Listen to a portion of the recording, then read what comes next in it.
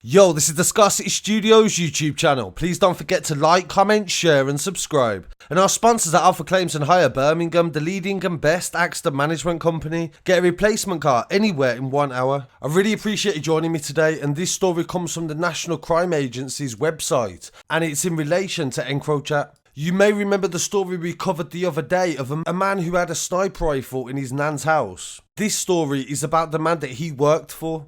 Paul Shepherd, 43 years old, was actually a professional footballer, and they say that he played for Leeds United and Luton Town, and there's been a little bit of coverage in Leeds newspaper. But what they don't actually say is that he played for the England team as well, alongside Michael Owen and Rio Ferdinand in the under-18s. And I'm going to talk a little bit more about his football career in a minute. Paul Shepherd was charged by the NCA with firearm offences after a semi-automatic Glock and a Howell bolt-action rifle with 200 rounds of ammunition was found at his home in Steinbeck Lane. This was in the Leeds area last year. The NCA launched an investigation when an encrypted Encrochat phone and drugs were found at his home. He was earlier stopped by West Yorkshire Police in a car. They found a kilo block of cocaine and he was arrested. Messages seized on the Encrochat device, they said, linked him to firearms, and several further arrests were made and seizures around West Yorkshire, Merseyside and the North East. One of the arrests was Gerard Wignall, who I covered in the last episode, and he was jailed for 16 months after his DNA was found on the sniper rifle in Shepherd's house. So when the newspaper covered this story previously, the sniper rifle was in his nan's house, and they said in court that his nan told him to remove it from the house, so he must have took it from his nan's house back to Shepherd, and that's why Gerard's DNA was found on it. The rifle was taken from a commercial burglary and was transported to West Yorkshire. Another suspect, Carlo Flattery, from Leeds, also was arrested in June 2020 and pled guilty to multiple drug and firearm offences in July. The evidence proved that Cole helped to source the firearms and also took an eventual payment as well. A third man from Leeds called Shane Kamika, 40 years old, was also found guilty for his involvement in supplying firearms. Shane acted as a courier and transported the rifle from Merseyside, they said. His sentence will be joined in another hearing where he is due to be sentenced for a separate arson offence. Investigators believe that the group was assisted by Clinton Blakely from Leeds, and he's currently wanted by the NCA after failing to turn up to court. Today at Leeds Crown Court, Shepherd was found guilty of 4 firearm offences relating to possessing a firearm and also Class A drug possession after a 3-day trial. Him and Cole were both accused of further charges with drug supply and due to be trialled in May 2022, after which they will then be sentenced. The NCA manager Nigel Cole said in a statement that Shepherd went to great lengths to disguise his criminal activity and also to obtain firearms that were criminally sourced. And when I was saying earlier about his football career, they've definitely played it down in the paper as well. They've not spoken about half of the things that he did in football. But I think it's important to understand what can happen in your life that may affect you to get involved in things that can end up putting you in prison. Shepherd joined Leeds as a trainee professional and signed as a professional on the 15th of September 1995. He regularly played in the youth team with the occasional reserve game. He was then called up to the England under-18 team and he made his debut for them on the 16th of November 1995. In a Group 13 UEFA European qualifier at Nîmes Park in Irthlingborough. It was a 2-0 win over Latvia and he was replaced in the 72nd minute by Len Piper. He got his second cap 2 days later in a 6-2 win over Sweden in Kettering, and then he got England's second goal to level the score at 2-2 in the 53rd minute before being substituted by Andy Duckross. This was soon followed by more England caps in the second round Group 6 UEFA competition as England twice beat Scotland, which they couldn't manage to do yesterday in the Euros.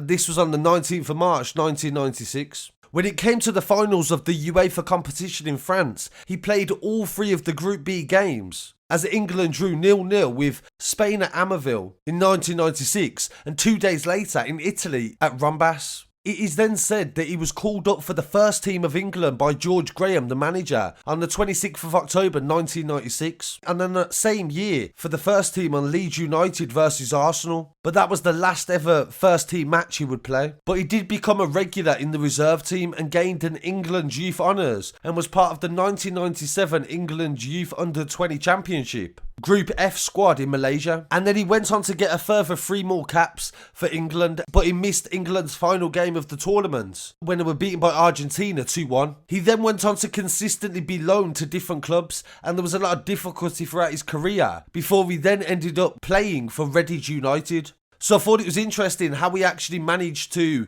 go from being one of the top players and having so much potential and scoring goals to ending up playing for League One teams. And during the research for this video, I found an article on planetfootball.com where they spoke about how he was an England footballer and his relationship with the management. They said in early 1996 to 1997, Howard Wilkinson was the manager and he was replaced by George Graham.